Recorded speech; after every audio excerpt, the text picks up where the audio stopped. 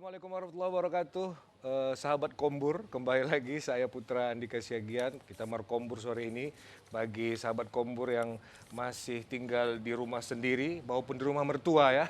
Saksikan terus kami jam 3 sore ini kita akan berkombur. Kali ini saya ditemani oleh seseorang yang mungkin hampir sama ya, hampir sama dengan namanya dengan saya, dan kamilah yang menuliskan Sumpah Pemuda itu ya, karena saya putra, dia putri gitu ya. Silakan Put. Baik, hai pemirsa, apa kabar Anda? Senang sekali rasanya bertemu kembali bersama saya Putri Rahmadani Zain. Bang Putri memang ada aja jokesnya ya. Iya. Dan mungkin pemirsa ya, yang lagi santai-santai ataupun dimanapun Anda berada, boleh langsung stay tune aja di sini karena kita akan ngebahas seputar pembahasan yang ini sangat efektif sekali dan mungkin ini sangat hangat-hangatnya Bang untuk dibahas. Kira-kira apa sih Bang Putra tema kita hari ini? Oh, topiknya ya. Topik kita hari ini kebetulan nggak ada pemirsa ya. Karena yang kita undang nggak ada namanya topik.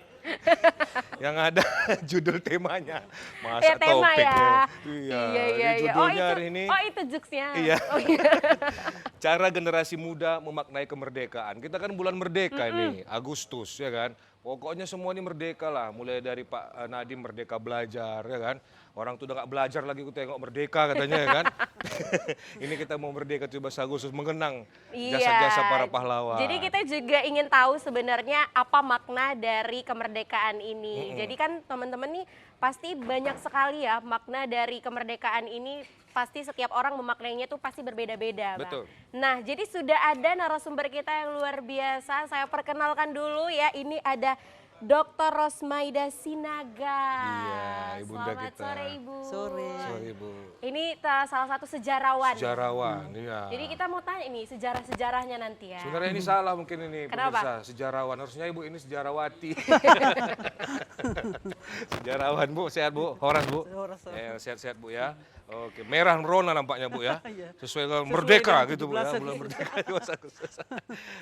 Kemudian di samping sana ada Bang Bikram Yas Bular ya. Panggilannya? Bikram. Oh, saya pikir panggilannya Salman. Waduh. Salman Khan.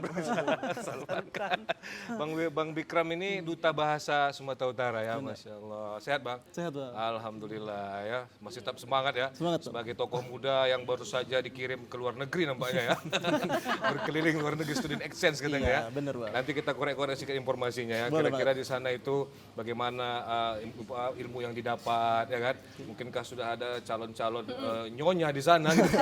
Calon nyonya. Itu yang ditanya ya Bang. Tapi ya pemirsa ya, karena sudah ada narasumber kita ini, mungkin buat pemirsa yang ada di rumah yang ingin bertanya nantinya boleh aja nanti di telepon interaktif kita di 081161000386. Putri ulangi sekali lagi mungkin buat teman-teman ya pemirsa yang ada di rumah ingin bertanya seputar tema kita pada hari ini, langsung aja telepon interaktif kita di 081161000386. Iya, nanti telepon tanya ya kan, Iya. karena bintang tamu kita hari ini satu ganteng, satu cantik ini dapat. Kita ke Ibu dulu ya, Ibu sejarawan yang dulu ya. Ibu, ini kan kita kan merdeka ya kan. Yang kita bahas ini generasi muda memaknai kemerdekaan. Sebagaimana telah kita ketahui bahwa, sebagaimana kita Kalah sama Iya, pemuda ini. kalah. Muda yang Golongan mendesak muda lah yang sebenarnya mendesak Indonesia merdeka. Kalau nggak ada golongan muda Bu, aduh nggak merdeka kita tanggal 17 Agustus, betul Bu ya? Iya. Golongan tua ini kan udah, Mbok yo sabar, nanti saja kita merdeka, nanti kan dikasih Jepang. Oh, kalau orang tua yang mudanya kan langsung merdeka kan Bung, merdeka kan Bung. Nah, sejauh apa ini kira-kira Bu generasi muda kemarin tuh perannya dengan jatuhnya tanggal kemerdekaan kita 17 Agustus 1945? Silakan Bu. Itu sangat menarik sekali ya. Karena sebagaimana kita ketahui, golongan muda inilah ternyata yang mendesak Bung Karno dan Bung Hatta untuk memerdekakan Indonesia ini. Seandainya tidak ada golongan muda, mungkin kita merdeka tidak pada tanggal 17 Agustus. Iya. Untunglah golongan muda ini mendesak, bahkan sampai menculik ya. Iya. Menculik Soekarno dan Hatta dibawa ke Rengas Dengklok.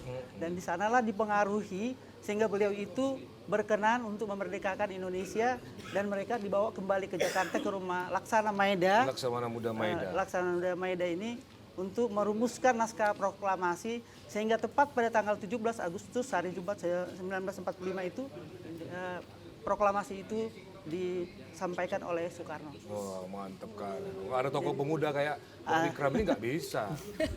Iya, orang tua kan udah kena asam urat, kolesterol, ya kan? Udah banyak ya, Iya, Bang, udah ya? banyak. Taunya mau merdeka, tukang kusuk dulu lah, bentar katanya kusukkan dulu. Pada saat itu padahal Bung Karno lagi demam ya kan. Tapi karena semangatnya orang dilihatnya kan, adik-adiknya mungkin kan, bermana-mana, merdeka, merdeka. Wih, jadi semangat betul ya. Ini saya yang semangat nampaknya nih. Tapi ya untuk Ibu Rosmaida Sinaga ini Ibu melihat saat ini bagaimana sih fenomena-fenomena generasi muda saat ini memaknai kemerdekaan ini seperti apa, Bu? Ah itu dia karena mereka belajar dianggaplah apa ya golongan muda yang sekarang ini malah jadi tidak mementingkan pendidikan ya. Mungkin itu pengaruh dari munculnya selebgram ataupun youtuber yang tidak mempunyai latar pendidikan tapi punya penghasilan yang luar biasa. Jadi dengan kreativitas daripada selebgram ini mereka bisa meraih pundi-pundi yang lebih besar sebagaimana yang diraih oleh lulusan-lulusan sarjana baik S1, S2 bahkan sampai S3. Iya, Katakanlah seperti saya dosen ya, gajinya sangat rendah sekali. Itu udah termasuk merdeka belum, Bu? Ini mohon dicatat ya kepada Menpan RB agar dinaikkan segera gitu ya. Jadi kira-kira seperti itu. Jadi golongan muda kita banyak yang terpengaruh dengan itu. Dia pikir semuanya bisa meraih seperti yang diraih oleh para selebgram yang terkenal. Katakanlah seperti Atta Halilintar dan lain sebagainya gitu. Oleh karena itu inilah mungkin salah satu yang muncul apa ya di kalangan generasi muda tidak perlu sekolah gitu. Padahal semestinya pendidikan itu sangat perlu. Karena dengan pendidikan tentu wawasannya akan semakin luas, daya kreativitasnya pun pasti akan lebih tinggi, demikian juga inovasinya. Berinovasi dan berkreatif kalau dia mempunyai pendidikan. Dan kita harus tahu bahwa pendidikan inilah yang sejatinya yang mampu mengubah ataupun meningkatkan derajat kehidupan manusia. Karena kita ketahui pun orang-orang yang ada golongan muda yang mendesak Soekarno dan Hatta untuk merdeka itu adalah tokoh-tokoh terpelajar. Ya, yang bukan jadi golongan yang terdidik ya, bukan golongan yang tertinggal gitu. Baik, jadi memang harus berkembang ya Bu, baik secara kreativitas, inovasinya juga ya kan. Nah kita ke Bikram dulu nih Bang Po. Jadi Bikram, gimana dengan statement dari Ibu Dr. Rosmaida Sinaga? Apakah benar fenomena generasi muda saat ini seperti yang sudah dikatakan? Bikram, boleh mundur sedikit nggak? Hidungnya offside. Waduh. Malu saya. Agak sulit tuh. Serius Bang. Serius mundur. Banyak hidungnya offside ya. Silakan. Ya silakan Bikram. Benar, malah setuju banget kalau dengan pendapat Ibu. Karena generasi muda saat ini sekarang benar, kita punya banyak sekali kesempatan, punya banyak sekali momen-momen untuk kita bisa mendapatkan atensi sebesar itu dari publik, bisa terkenal dengan sangat cepat, bisa mendapatkan pundi-pundi uang yang juga banyak misalnya. Nah, salah satu yang perlu dipikirkan adalah hal itu bukan hal yang bisa bertahan dengan lama. Karena saya sendiri percaya apa yang naik dengan cepat juga tidak akan bisa bertahan lama di situ. Karena pasti perlu proses. Nah, tapi ketika di situasi itu kita sudah tidak punya backupnya lagi, pendidikanlah salah satu hal yang bisa menjadi backup kita. Karena ketika kita sudah punya modal pendidikan yang cukup baik, maka akan lebih mudah untuk kita bisa ya memberikan kontribusi juga bagi Indonesia. Karena kemerdekaan itu bukan hanya sekadar, bagi saya, bukan hanya sekadar oke udah merdeka kita rayakan dengan upacara setiap tahunnya di Istana Negara, di sekolah dan lain, bukan hanya sekadar itu, tapi bagaimana kita bisa ikut memberikan kontribusi melalui hal-hal yang kita bisa gitu Bang. Iya betul-betul. Nah kan pemirsa kan bahasanya ya Bu ya, intonasinya betul-betul sangat-sangat kaum terpelajar. Iya, jangan-jangan dulu ikut ya waktu menculik Bung Karno. Belum lahir Bang. Belum lahir waktu itu ya kan. Iya, Bikram, seberapa pentingnya mungkin bagi Bikram sendiri cara kita ya generasi muda nih Kak memaknai kemerdekaan melalui mungkin pendidikan.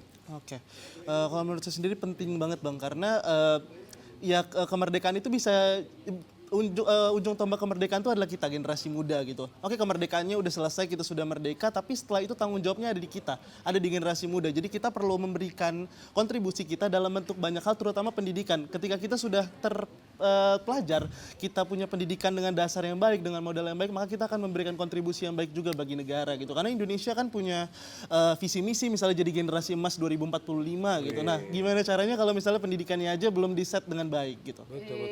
Statement Bikram ini benar sekali ya. Jangan-jangan 2045 presiden ya. Waduh.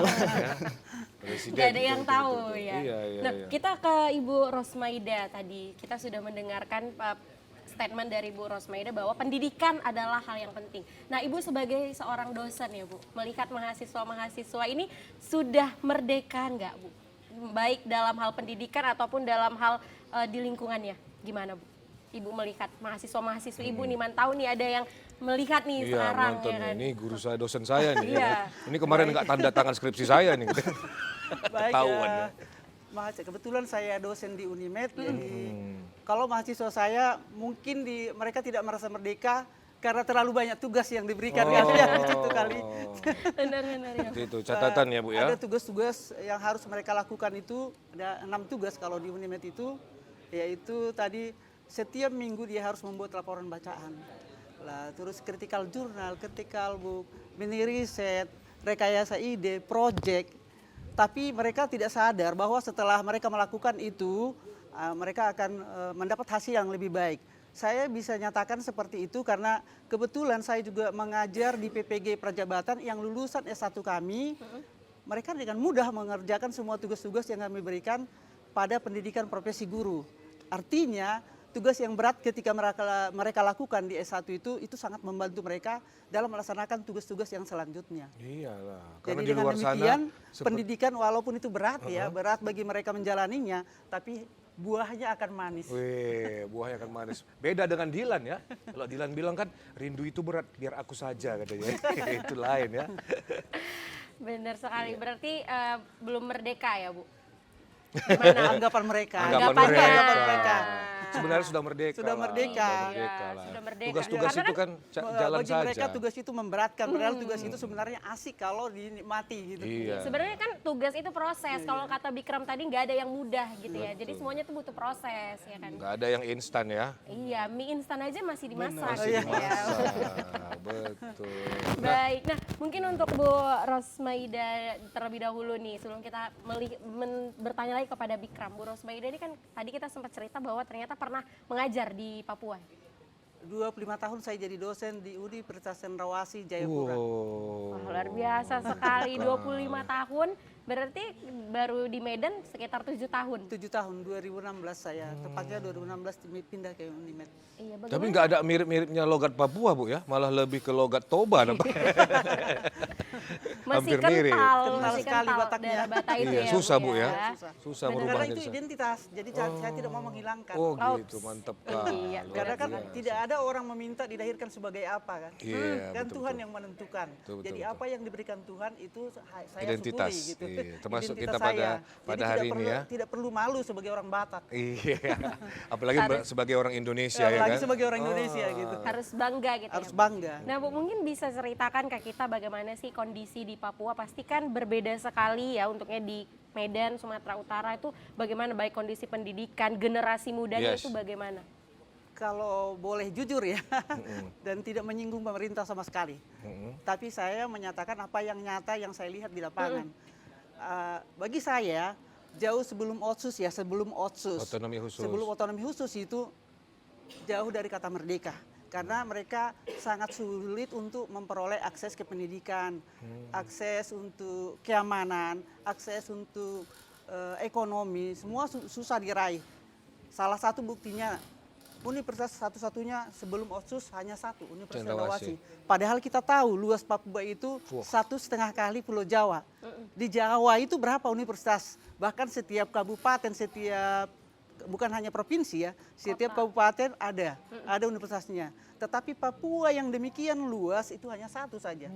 Lalu bagaimana kesempatan bagi putra daerah yang berada di pedalaman untuk memperoleh pendidikan itu? Artinya mereka belum merdeka untuk memperoleh akses ke pendidikan. Kalau namanya sudah terbelakang di bidang pendidikan, otomatis itu akan terbelakang di bidang kesejahteraan. Betul, Karena betul. tadi selain aksesibilitas untuk pendidikan sangat susah, juga aksesibilitas transportasi juga sangat susah. Iya, susah. Kita tahu di Papua itu satu-satunya alat transportasi ke pedalaman itu adalah pesawat. Memang sudah dimulai pembangunan jalan mulai 1990-an. Tapi hingga hari ini dari Jayapura ke Wamena itu belum bisa dilalui karena masih belum diaspal kan, masih masih dibuka jalan kasar lah ya istilahnya ya. Masih jalan bebatuan lah, belum diaspal. Artinya itu kan belum bisa dipakai untuk transportasi ke Jayapura dengan Wamena. Sehingga satu-satunya transportasi adalah pesawat. Kalau pesawat tentunya kita tahu itu sangat mahal. Mahal, ya. Jadi itu yang kita, oleh karena itu saya bisa memaklumi ketika mereka demo, ketika mereka menuntut keadilan, kesejahteraan, itu bisa saya maklumi karena kondisi yang sekian tahun terbelakang. Tapi untunglah ya dengan otonomi khusus Ya, sekarang ini terbantu pembangunan mereka. sudah luar biasa. Bahkan ketika masa Presiden Jokowi itu lebih luar biasa lagi. Satu-satunya presiden yang berkali-kali datang ke Datang ke Papua Papua. untuk menyaksikan pembangunan dan memastikan pembangunan itu berjalan atau tidak. Itu luar biasa. Bagi saya presiden kita luar biasa, sangat perhatian sekali terhadap Papua. Oleh karena itu orang Papua juga menganggap beliau adalah sebagai penyelamat mereka gitu, karena jalan pendidikan, kesehatan demikian diperhatikan. Katakanlah program-program yang mereka buat itu seperti kaki telanjang, itu kan untuk membantu orang-orang di pedalaman yang tidak pernah tersentuh oleh dinas kesehatan. Tapi dengan adanya kaki telanjang tadi, para dokter, para perawat, para bidan dikirim ke pelosok-pelosok untuk untuk melayani di bidang kesehatan kepada masyarakat Papua itu. Itu kan baru ada nanti setelah Presiden kita Jokowi ya. Demikian juga misalnya program-program kependidikan itu yang pengiriman mahasiswa ke berbagai universitas di luar Papua. Bahkan sampai ke Sumatera Utara. Ada yang di USU kan, ada yang di Unimed. Bahkan ke swasta, universitas swasta di sini. Iya, dikirimnya. Juga itu kan membuat supaya integrasi bangsa itu betul-betul terjadi. Iya. Jadi sangat cocok dengan dengan makna proklamasi. Kan proklamasi itu kita harus mengetahui bahwa dengan proklamasi itu ada identitas nasional yang terbangun, di mana keberagaman itu dipersatukan lewat berita proklamasi tadi. Dengan adanya proklamasi kita menjadi sebuah negara persatuan, dan kesatuan itu adalah dari berbagai atau dari beragam suku, berbagai budaya, beragam agama, sehingga bahkan Vikram ya bisa menjadi warga negara Indonesia. Kan itu kan juga keberagaman. Dan saya pun kemerdekaan itu juga kita harus ingat, di dalam pembelajaran sekolah itu harus ditekankan, karena kita tahu akhir-akhir ini intoleran kan sangat banyak ya. Bahkan sampai ke kota Medan yang dulunya kita anggap ini adalah suatu kota yang sangat toleran. Ternyata juga sudah ternoda dengan pelarangan-pelarangan melakukan ibadah. Kan ini juga berarti ada ada kekhawatiran. Ada kekhawatiran di kita sebagai pendidik, kegagalan dalam mendidik generasi muda ini. Sehingga tadi kalau kita merdeka berarti juga kita harus menciptakan manusia yang cerdas. Betul. Ternyata ada yang gagal ya. Baik. Dan Ya, yang paling apalagi sekarang ini dengan begal ya. Begal. Oh, Jadi, nanti kita bahas padahal berarti. Iya. Ya Bu ya, kita mau iklan dulu Bu ya. Nampaknya terlalu bersemangat sekali kita hari ini ya kan. Karena sesuai dengan pakaian Ibu tuh ya kan, merah berona. Nanti Bikram ya, sabar ya. Jangan pulang dulu ya Bikram. Nanti pulang. Nah, baik pemirsa, mungkin kita akan jeda iklan dulu. Kita dengarkan lagu Bendera. Ya, silakan.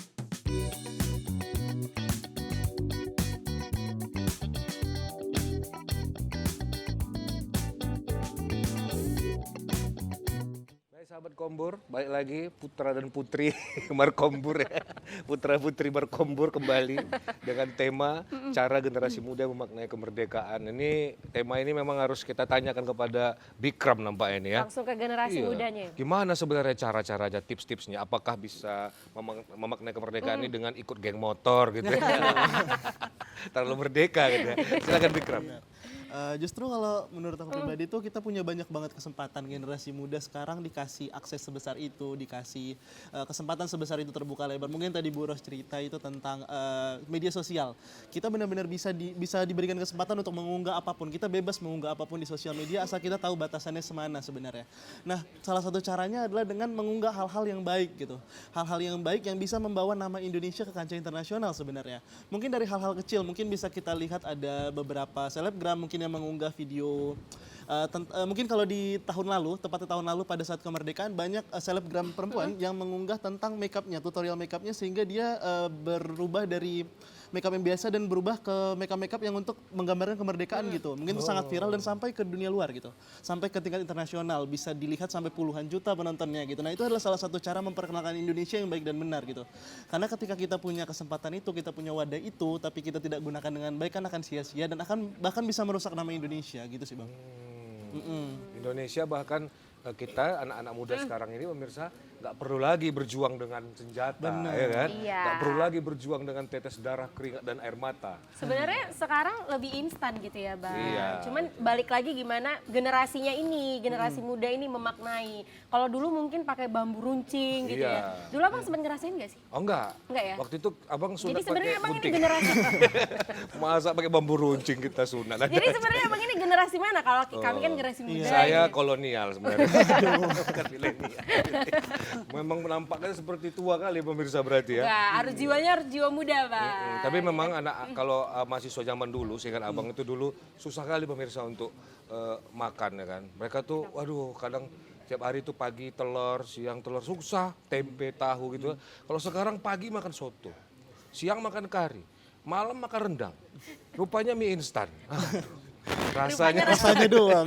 Rasanya aja ya. Berbeda rasanya. Baik, tadi kan kalau kayak Bikram bilang ini dari media sosial. Nah, jadi kan Bikram ini sebagai tokoh milenial mungkin yang bisa menyuarakan gitu ya kemerdekaan dan kebebasan seperti apa sebenarnya yang generasi muda inginkan, Bikram. Iya. Karena kan kalau kita lihat semua fasilitas ini sudah difasilitasi oleh pemerintah. Kalau tadi Bu Ros cerita bahwa di Papua susah, fasilitasnya susah. Dulu. Tapi sekarang sudah sebelum ya kan. Otsus ya. Tapi kan kalau di Medan sendiri dari dulu memang sudah ada fasilitas itu gitu. Nah, menurut Bikram sendiri apa sih sebenarnya kemerdekaan seperti apa yang generasi muda mau nih? Oke, kalau untuk dari segi pendidikan mungkin kalau generasi muda pastinya mau untuk bisa dapat akses pendidikan yang baik. Mungkin akses pendidikan kita di Sumatera Utara udah baik, kita tahu itu.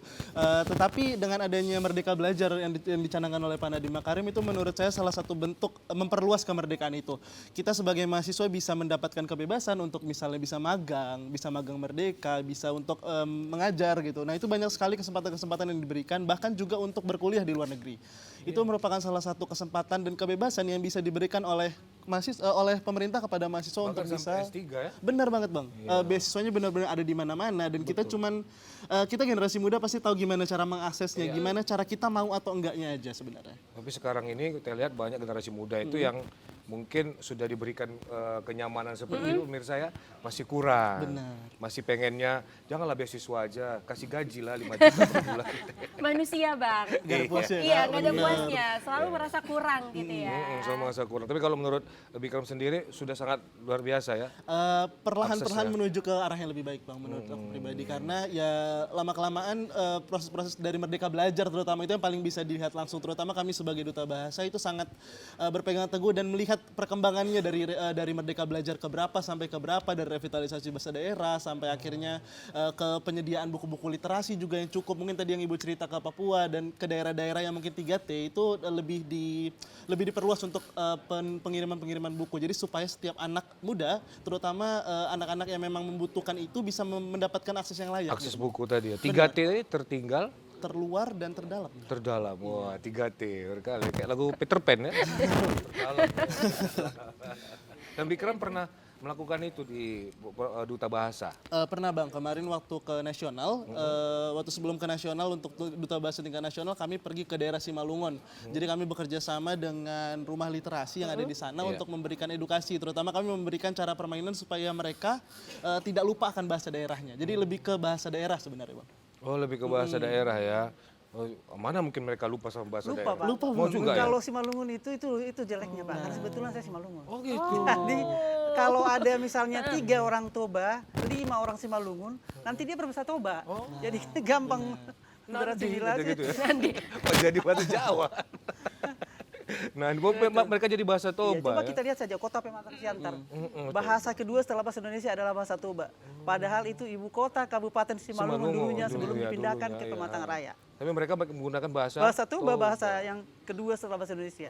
Mestinya kan bahasa Simalungun. Yang Ibu bilang Kenyataannya benar tidak. banget tuh bang. Makanya itu kami bawa itu urgensinya tinggi jadi kami bawa ke tingkat nasional untuk bisa dijadikan model ini bisa dicontoh bukan hanya di Sumatera Utara tapi bisa di seluruh Indonesia juga. Oh, coba boleh nggak disampaikan bahasa Simalungun itu seperti apa? Mungkin ada yang menonton ya kan?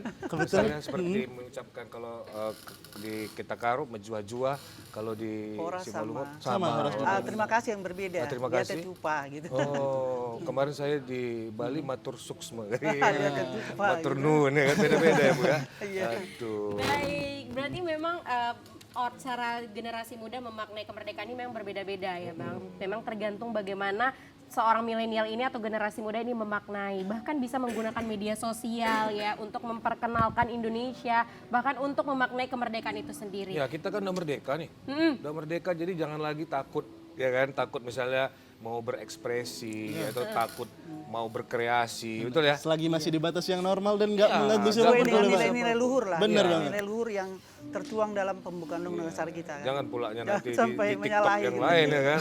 Baik, tapi nih Bu ya, menurut pandangan Ibu sebagai sejarawan, merdeka itu bagaimana cara generasi muda itu memaknai kemerdekaan itu kan berbeda-beda. Tapi ya, ini kita ngelihat bahwa generasi muda saat ini tuh banyak sekali yang belum mengerti arti kemerdekaan. Mungkin banyak sekali generasi-generasi muda yang tidak memiliki rumah. Kalau mohon maaf itu seperti manusia silver. Oh mereka Ya kan itu. banyak kan Bang sekarang nih kan. Nah, menurut Ibu mereka sudah mendapatkan hak kemerdekaannya nggak sih? Ya manusia silver itu Bu. Dulu zaman kita Panji manusia silver. Oh bukan, ada. itu manusia milenium. Oh, manusia milenium. Abang-abang kameramen tahu.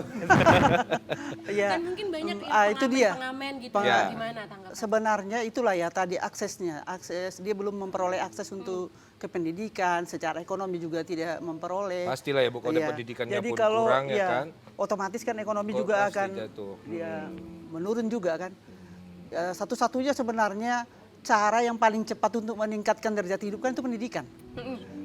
Tapi kenyataannya mereka-mereka tadi yang manusia silver, pengamen-pengamen, itu nggak ada kesempatan kali ya. Tapi kalau bagi saya, sekarang ini Kartu Indonesia Pintar ada. Ada, ya, Artinya dianya saja, moralnya dia yang tidak terbina dengan baik sehingga dia tidak memanfaatkan kesempatan itu untuk memperoleh beasiswa. Beasiswa kan banyak. Untuk orang miskin pun ada, bidik misi, katakan untuk mahasiswa. Ya, Di perkuliahan ya, itu KIP untuk Indonesia SD Pintar, sampai ya. SMA ya. Tapi kalau di perkuliahan kan ada bidik misi Ada bagi lagi orang bidik miskin misi, tersedia biaya hidup, uang kuliah ditanggung oleh Betul. pemerintah.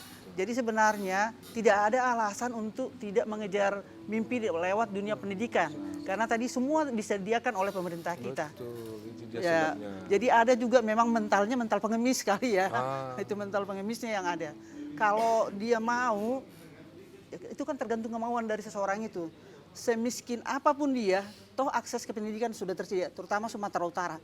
Nggak memungkinkan itu ya, tapi memang kita harus akui juga Sumatera Utara kan nggak semuanya di kota ya, Iya, yang di benar. pedalamannya juga Ada susah juga, mengalami iya. akses pendidikan dan gurunya pun kurang gitu. Karena apa? Karena guru yang ditempatkan ke daerah, terutama perempuan ya, biasanya tidak lama kemudian Dia akan pindah meminta dia, pindah ke minta kota. pindah. Caranya dengan cara bagaimana? Menikah dengan polisi atau Iya, menikah dengan betul-betul. tentara, Dia menikah. otomatis kan ikut, Ikut suami, suami. gitu. Karena polisi dan tentara itu tugasnya kan nggak lama gitu di pedalaman-pedalaman ya. Itu yang saya saksikan itu di Papua. Begitu Mungkin di caranya kota Bu ya. Medan Dia nggak kalau tahu nanti mau saya ya. pindah-pindah, nikah dengan Menikah dengan tentara, polisi, dengan tentara. polisi gitu ya. Seperti itu. Bisa. Itu Iya. strateginya gitu. Strateginya. Karena akan pindah kan, terutama yang ditempatkan per 6 bulan itu. Otomatis kan nggak tahu sekarang ya. Tapi kalau dulu kan kalau angkatan, namanya angkatan, baik itu polisi maupun tentara, istri itu otomatis ikut suami Iya, bertugasnya. Jadi strategi kaum perempuan yang ditempatkan pedalaman itu menikah dengan tentara dan polisi. Itu kan juga Bahkan tahun Salah satu lalu strategi ya. ada ini ya, Menpan RB itu kecewa ya, ada 1.000 lebih CPNS pemirsa yang mengundurkan diri oh itu gara-gara karena gaji. penempatannya dan jauh gitu ya. Jauh dan gaji tidak sesuai, tidak gitu sesuai ya. katanya Bu ya. Gaji tidak sesuai itu termasuk udah merdeka atau belum? Iya. Jadi gini ya, kalau dipikir-pikir memang katakanlah seperti pendidikan tinggi, gaji kecil. Tapi bukan itu, karena kan bukan hanya dari gaji kita bisa memperoleh penghasilan. Nah. Misalnya kayak kami ya, penulis kan bisa. Ah, bisa. Jadi jangan mengharapkan gaji di pemerintah saja. Tapi itu tadi, kita harus berinovasi, berkreasi, menciptakan bagaimana supaya penghasilan kita bertambah. Jangan selalu menuntut hak, tapi kewajiban kita nggak Iya, pernah kita betul perhitungkan tuh. gitu. Jadi generasi muda juga seperti itu tentunya ya. Jangan hanya hak yang dituntut, kewajibannya sebagai generasi muda tentu untuk meningkatkan kemajuan bangsa ini lewat tadi dia harus belajar dengan baik, belajar dengan sungguh-sungguh, mengikuti pendidikan yang baik supaya nanti juga dia bisa memajukan bangsa ini. Karena kan tujuan dari kemerdekaan itu juga adalah untuk mencerdaskan bangsa supaya tercipta masyarakat yang adil dan sejahtera, yang Iya, makmur kan. mantap. Nah, Ya, baik. iya, luar Put, biasa Cuman sekali. Put, bukan hanya gaji sebagai sumber Jadi pemasukan. Ada pinjol, Sekarang banyak ya. mudah ya Mudah. Bang untuk mengakses itu. Oke, kita, Tapi benar setuju sekali dengan Bu Ros kalau bahwa hak dan kewajiban itu harus setara. ya Iya kan? betul, jangan hanya mikirkan hak aja. Iya, tapi ada kewajibannya juga. Iya, kita mau dengarkan lagu lagi ini dari RME, Gebyar Gebyar. Silakan.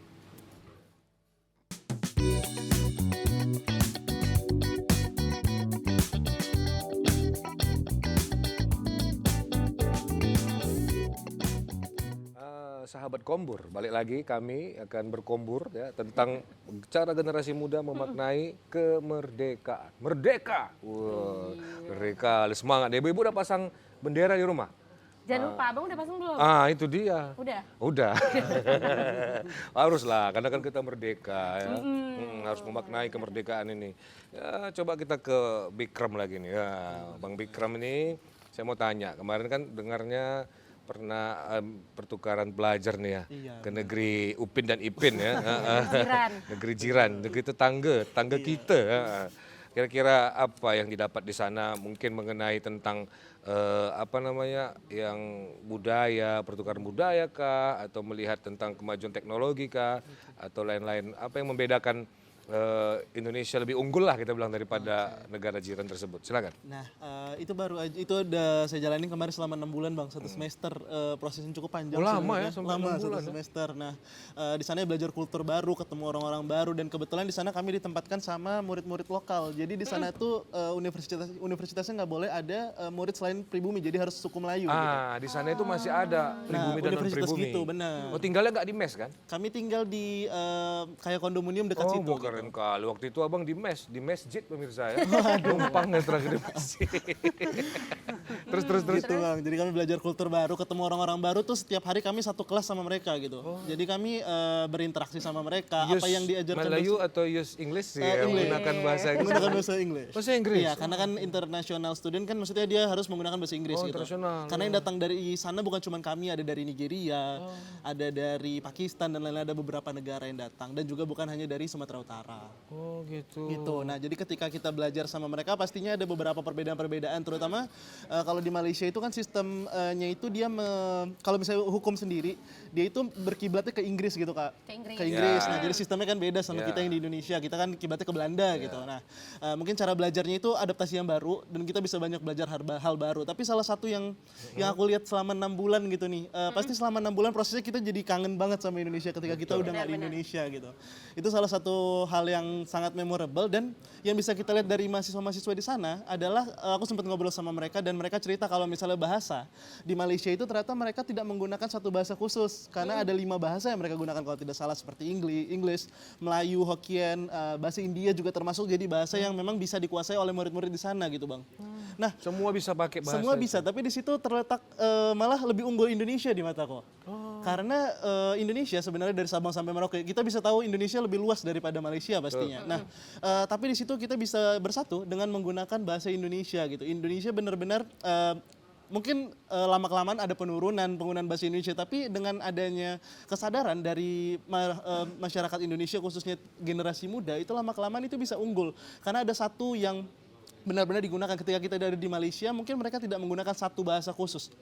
Jadi mereka ketika misalnya orang Chinese berhubungan dengan orang Chinese, dia menggunakan bahasa Chinese, orang India dengan orang India menggunakan bahasa India. Tapi ketika kita di Indonesia, mungkin tadi Ibu cerita di Papua, ketika orang Papua bertemu dengan orang di Jakarta, misalnya apa bahasa yang mereka gunakan adalah bahasa Indonesia. Gitu.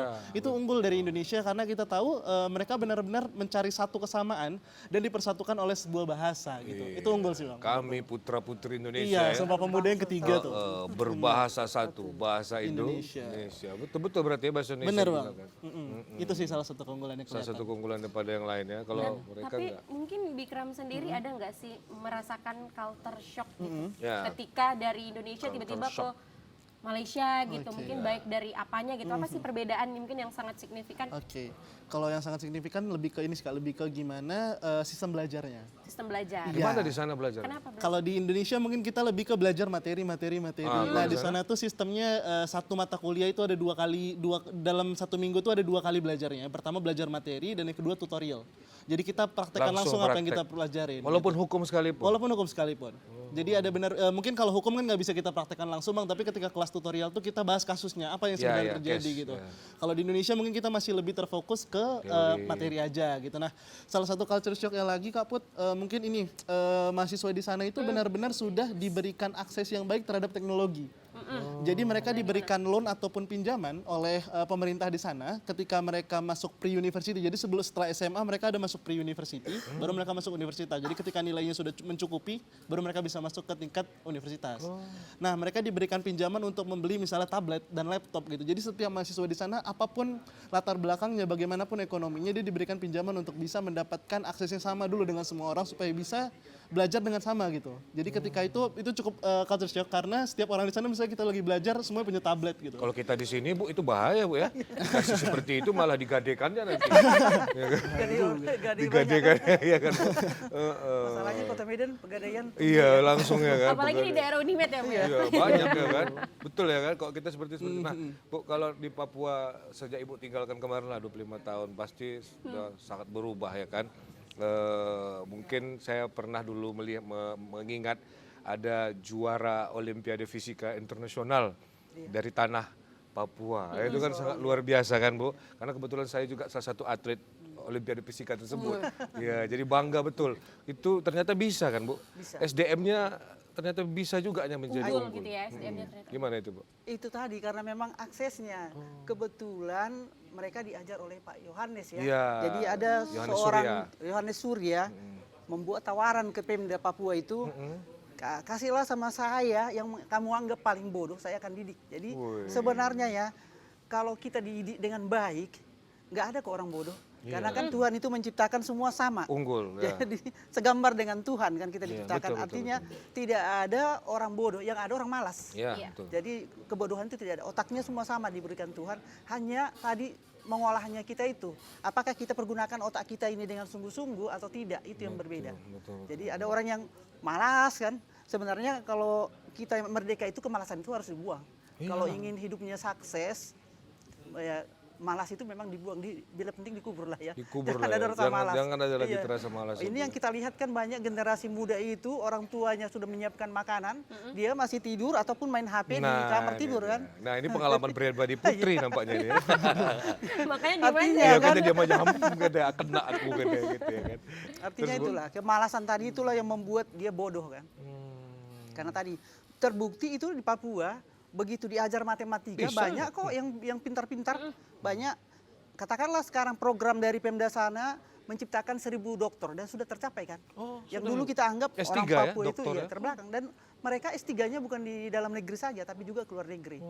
Bahkan pilot kan, banyak pilot dari Papua itu. Artinya kalau ada kesempatan, ada akses ke sana, tidak ada manusia yang bodoh. Jadi aksesnya ada, kemalasannya dibuang, kegigihan. Jadi memang pejuang-pejuang pun untuk mencapai kemerdekaan juga kan berjuang. Iyalah. Tidak dengan malas-malas diraihkan, bukan diminta-minta gitu. Jadi siapa yang mau berjuang, mau berkorban, itulah yang bisa menjadi orang. Kan kita harus berkorban. Korban apa namanya? Katakanlah kalau pemuda korban dari pertemanan kan. Iya. Tapi kalau ikut dugem ya, gimana bisa meraih cita-cita yang lebih tinggi kan? Tapi kalau kita misalnya bisa mengekang diri kita, mengorbankan semua keinginan-keinginan batin atau ya bukan batin ya, jasmani kita Iya. itu bisa kita tolak gitu, kita bisa fokus belajar dan dinikmati aja belajar itu, jangan dianggap jadi beban. Betul. Ada pula ungkapan gini kan Putri Bu ya, Bikram juga. Dia pergi ke gereja, ada yang Muslim pergi pengajian, kemudian ustadznya, pendetanya mengatakan kalau sudah rezekimu itu tak akan kemana, Ah, ya itu kan? yang salah. Nah, jadi rupanya ungkapan ini dia diterima sama anak-anaknya atau anak-anak muda sekarang ini, membuat mereka jadi malas. Jadi apa katanya, kenapa kau nggak sekolah, kenapa kau nggak kuliah? Kalau sudah rezeki nanti ya nggak akan kemana, katanya gitu ya kan. Nah sebenarnya harus ada proses itu, betul Bu ya?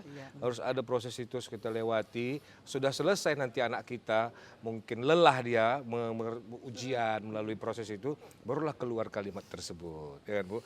Kalau sudah rezekimunya itu tak akan kemana. Tapi udah berproses. Kalau belum berproses, nah ini jadi PR juga ini generasi. Ya besok-besok iri dengan orang kita, halak kita sudah orang Batak ini kan. Waktu terjadi persidangan, alah hakimnya orang Batak. Iya, Pengacaranya orang Batak, jaksanya orang Batak. Nggak ada yang lain. Padahal kan karena mereka belajarnya, karena mereka berjuangnya untuk pendidikan. Filosofi orang Batak Bu ya, tanduk rumah itu ya, di depan rendah, di belakang belakangnya tinggi. Karena kan diharapkan keturunan itulah yang akan lebih tinggi dari orang tuanya.